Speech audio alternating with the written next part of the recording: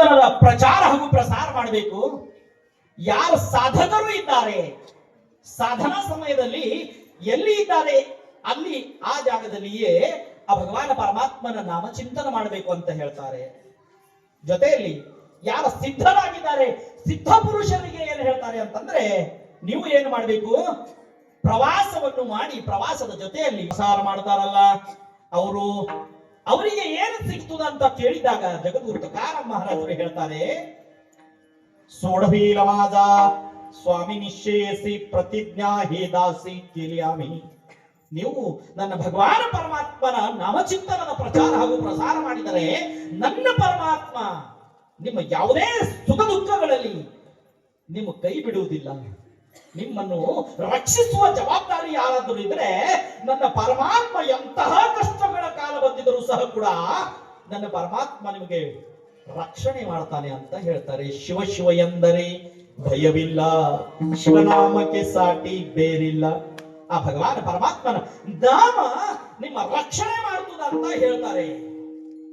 ನೀವು ನಾಮಚಿಂತನದ ಪ್ರಚಾರ ಹಾಗೂ ಪ್ರಸಾರ ಮಾಡುವ ಸಂದರ್ಭದಲ್ಲಿ, ಕಥಾ ಕೀರ್ತನದಲ್ಲಿ, ಭಜನೆ ಮಾಡುವ ಸಂದರ್ಭದಲ್ಲಿ ಏನಾದರೂ ಅಪ್ಪಿತಪ್ಪಿ ಏನಾದರೂ ತಪ್ಪಾಗಿದ್ದರೆ ಆ ತಪ್ಪನ್ನೂ ಸಹ ಕೂಡ ಭಗವಾನ ಪರಮಾತ್ಮನು ಕ್ಷಮೆ ಮಾಡ್ತಾನೆ.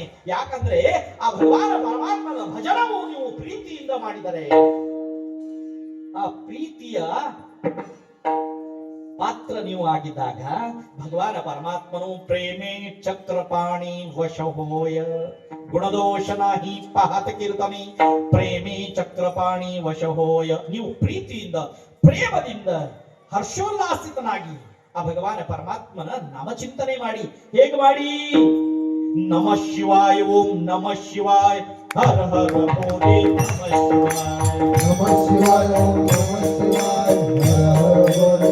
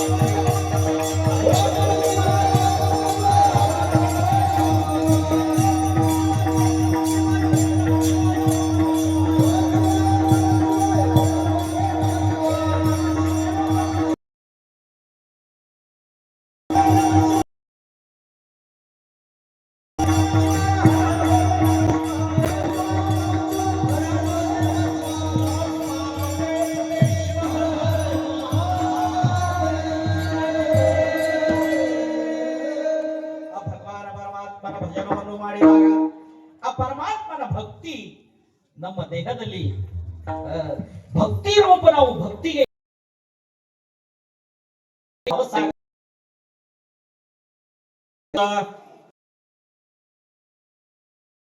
ಅಂತ ಹೇಳ್ತಾರೆ. ತುಕಾ ಮನೆ ಕಡು ವಾಟತೋ ಪ್ರಪಂಚ. ಯಾವಾಗ ಈ ಪ್ರಪಂಚ ಕಹಿ ಅನಿಸ್ತದಲ್ಲ ಅವಾಗ ಸಿಹಿ ಏನು ಅನಿಸ್ತದ್ರಿ?